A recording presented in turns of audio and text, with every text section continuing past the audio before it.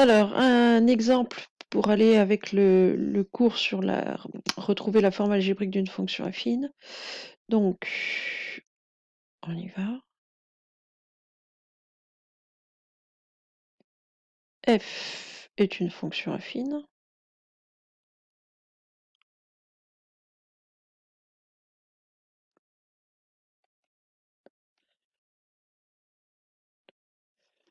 On sait que on sait que f de -7 égale -2 et que f de 3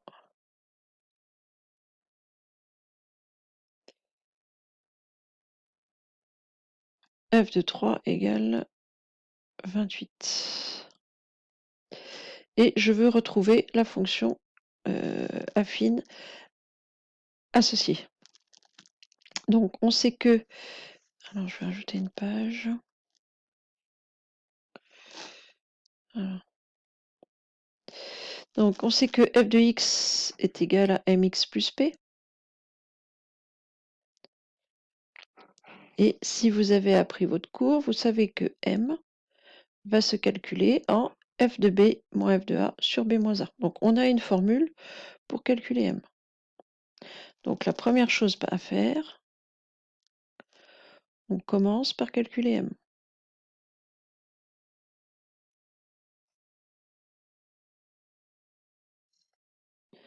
On commence par calculer m.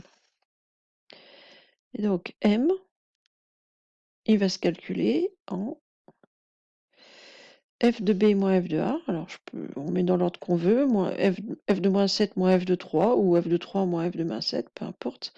C'est comme vous voulez. Allez, je vais commencer comme ça bien. F de moins 7 moins f de 3 divisé par b moins a. Donc j'enlève les f en fait. Moins 7 moins 3. F de moins 7 moins f de 3 moins 7 moins 3. Alors attention, si vous avez un nombre négatif, pensez qu'en dessous, vous allez avoir du moins et vous allez récupérer du plus. F de moins 7, on m'a dit que f de moins 7 faisait moins 2. Moins f de 3, on m'a dit que ça faisait 28. Divisé par moins 7 moins 3. Moins 2 moins 28, ça fait moins 30. Divisé par moins 7 moins 3 qui fait moins 10. Moins 30 divisé par moins 10, ça fait 3. Une remarque, quelqu'un qui aurait fait d'abord f de 3 moins f de moins 7, il aurait écrit quoi? Je vais le réécrire. Alors, vous n'êtes pas obligé de copier cette deuxième chose, mais c'est bien pour que vous soyez convaincu que ça n'a pas d'importance. F de 3 moins f de moins 7 sur 3 moins 7. Donc moins 7, ici je vais mettre un plus 7. Ça va lui donner quoi?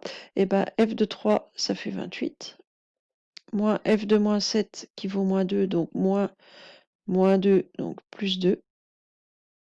Sur 3 plus 7, 10. Bon, bah, cette personne va faire 30 sur 10. On retrouve bien 3. Donc, peu importe l'ordre que vous mettez. Par contre, soyez prudent, mettez bien le même ordre en haut et en bas. Sinon, vous allez engendrer une erreur de signe. Ensuite, donc on sait que f de x va être du type 3x plus p.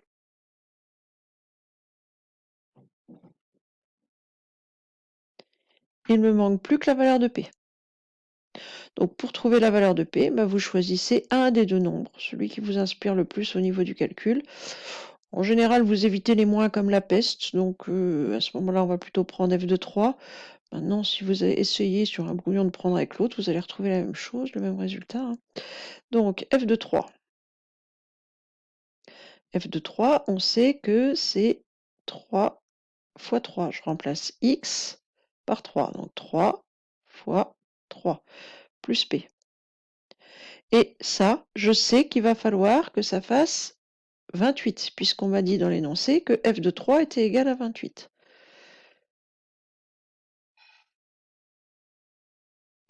Donc 3 fois 3, 9. Plus P, il va falloir que ça fasse 28. J'ai un 9 qui me gêne pour avoir P. J'enlève 9 à gauche et à droite. 28 moins 9, qui fait 19. Donc ma fonction f, maintenant je la connais, c'est égal à 3x plus 19. Et alors quand vous avez fini, ce que vous pouvez faire, c'est reprendre les données de l'énoncé, recalculer rapidement f de moins 7. Voilà. Donc c'est une vérification. Vérification. Alors elle est pas obligatoire, hein.